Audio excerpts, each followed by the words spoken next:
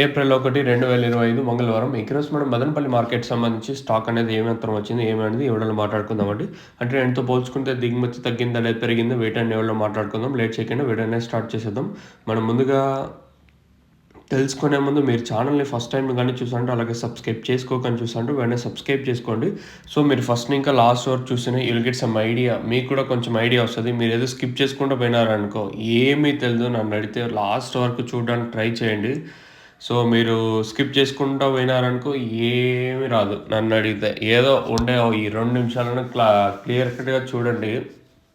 ఇదనే కాదు ప్రైస్ విషయం కానీ, స్టాక్ కానీ మీరు క్లియర్‌గా చూస్తేనే మీకు కూడా కొంచెం ఐడియా వస్తది. ఇంకా లేట్ చేయకుండా స్టార్ట్ చేసేద్దాం.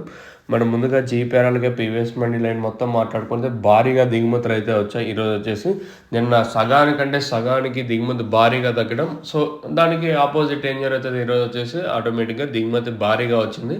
నిన్న భారీగా వచ్చిన ములకల్చిరు మార్కెట్ ₹270 వరకు మార్కెట్ జరిగింది. అంత భారీగా వచ్చినా కూడా మరి మదనపల్లి మార్కెట్‌లో కూడా ఈరోజు అదే సిచ్యువేషనే కాబట్టి దిగుమతులు భారీగా వచ్చింది. మనం ముందుగా జీపీఆర్ అలాగే పీవీఎస్ మండీ లైన్ మొత్తం మాట్లాడుకున్నా కూడా దిగుమతులు భారీ అంటే భారీగా వచ్చాయి.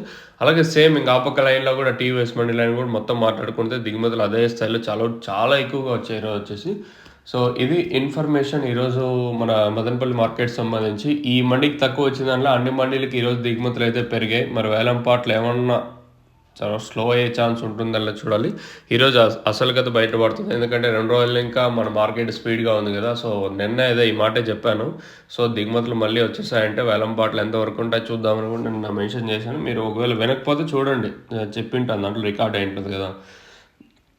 సో ఇది ఇన్ఫర్మేషన్. మీకు తక్షణ అందుకు భూవరం కావాల్సి ఉంటే కింద నెంబర్స్ అయితే కాంటాక్ట్ చేయొచ్చు. అవైలబుల్గా 2 నెంబర్లు అయితే ఉంటాయి.